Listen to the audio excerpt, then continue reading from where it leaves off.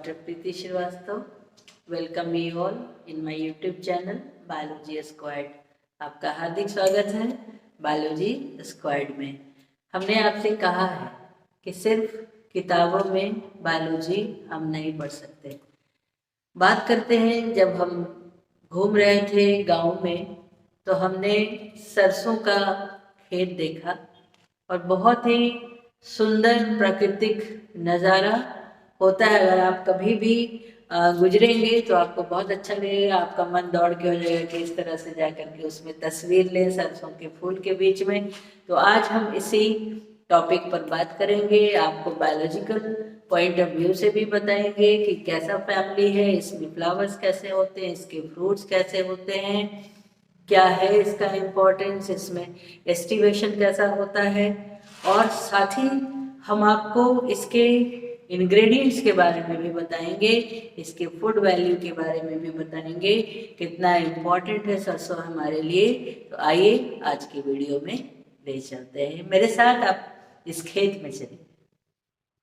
This is mustard plant, and if you will see this flower, it is having four petals and velvet estivation. The estivation is velvet, just look here. It's a very interesting flower and it is actinomorphic. Means flower can be divided into two equal half. So it is actinomorphic and it belongs to family Cruciferae, or you can also say as Brassicaceae family. Mustard plant is dicot plant. It is angiosperm. There is taproot system, and if you will see the leaf is dicot leaf having reticulate venation, and if you will see the flower, it is very much interesting one. And if you will see the petals, there are four petals which are in free condition. This condition is treated as polypetalous condition. There are four sepal also which makes calyx, and these calyx are also free condition and they are treated as polysepalous.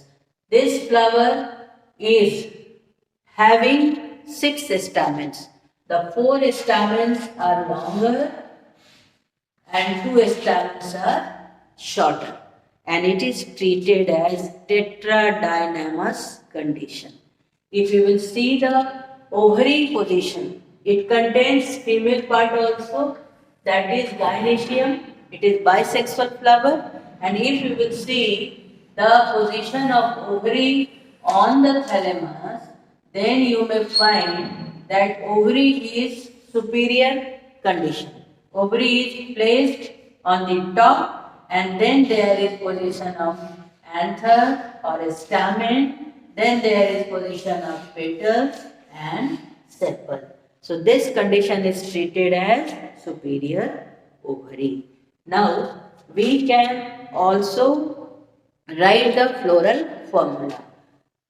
This shows the actinomorphic condition of flower. You can cut this flower or bisect this flower into two equal halves. So this is actinomorphic. The flower is bisexual. Then the calyx is having 2 and 2 position, means it shows the imbricate condition, and 2 is inside, 2 is outside. Then there is corolla, and corolla is 4 in number, and then andrecium. Andrecium is 4 plus 2 condition. As I told you, 4 are longer and 2 are shorter, and this condition is known as tetradynamous condition. The gynoecium contains 2 chamber, 2 locule is there, and it is bilocular and it is joined together, and it is treated as syncarpous condition. 2 carpels are there which are joined together, and syncarpous condition is there, and ovary is superior. We may put a line, underline it. It shows the superior position of the ovary. Let us make the floral diagram also. So first you make the diagram of sepal. This is one sepal, this is another sepal. Two sepals are outside and two are inside. It shows the imbricate condition or imbricate aspiration. You may call it imbricate aspiration, like this. They are free. Then you may make the 4 petals. These are 4 free petals having valvate aestivation.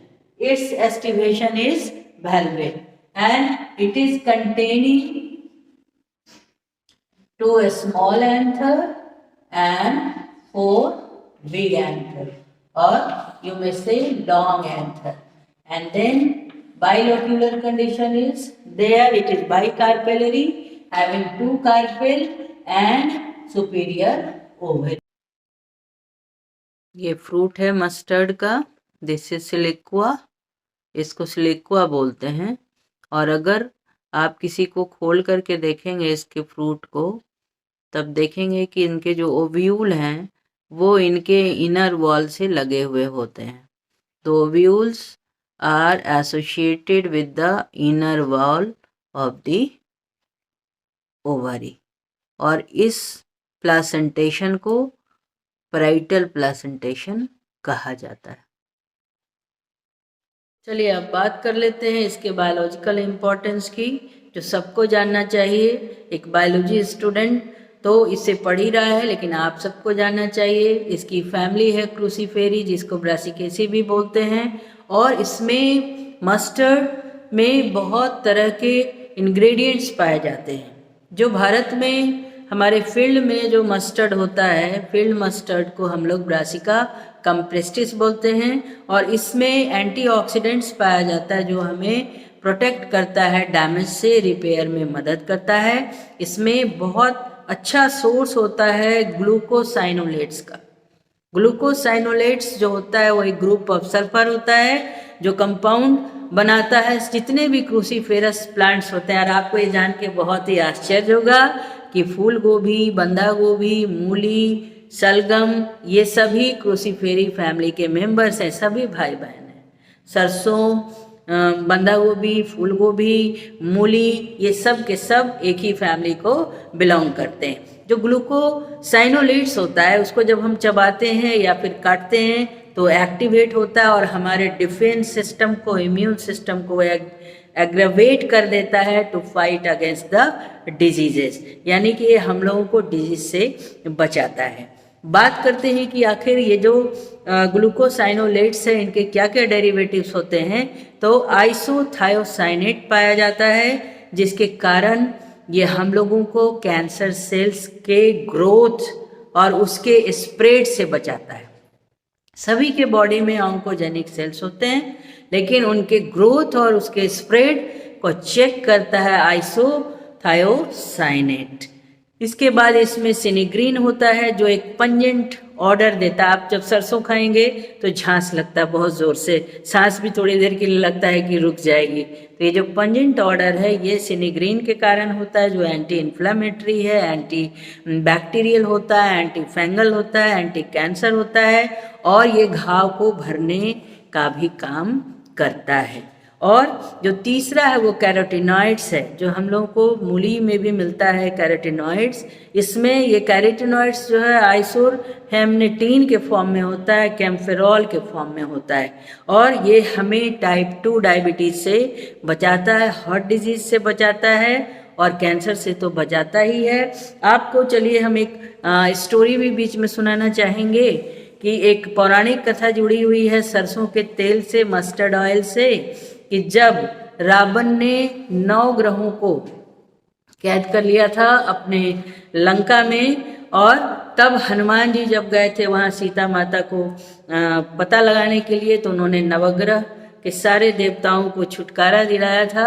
लेकिन रावण ने शनि देवता को उल्टा टांग करके रखा था, जिसकी वजह से उनके शरीर में काफ़ी पीड़ा थी. और इसीलिए हनुमान जी ने उनको सरसों का तेल लगाया था, उससे उनकी पीड़ा दूर हो गई थी.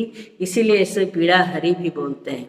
और इसे शनि देवता पर चढ़ाया भी जाता है, उससे वो प्रसन्न होते हैं। और भी कहानी है कि वो हनुमान जी को तंग कर रहे थे, हनुमान जी ने उन्हें गदा से बहुत पिटाई कर दिया, लेकिन बाद में फिर सरसों का तेल से उनको जब लगाया तो उनकी पीड़ा दूर हो गई।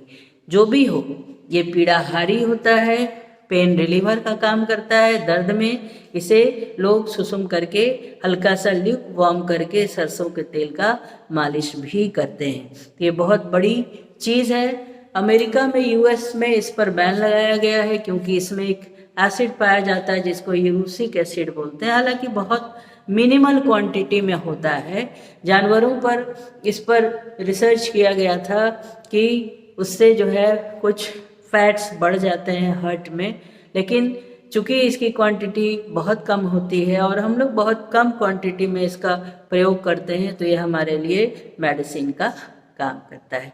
तो इस सरसों को हम लोग और भी कई तरीके से यूज़ कर सकते हैं। एक और ख़ास बात बताना चाहूँगी। आपने सुना होगा कि लड़ाई हो रही है, कहीं पर प्रोसेसन है, वहाँ पे मस्टर्ड गैस छोड़ा गया है। तो मस्टर्ड गैस का नाम सुनते ही ध्यान में सरसों आ जाता है। Nothing to do with this mustard. और सरसों से मस्टर्ड गैस का कुछ लेना देना नहीं है। जो मस्टर्ड गैस होता है वो एक केमिकल वीपन है, एक औजार है, एक हथियार बनाया गया है, रासायनिक हथियार, जिसका नाम है बिस 2 क्लोरोइथाइल सल्फाइड।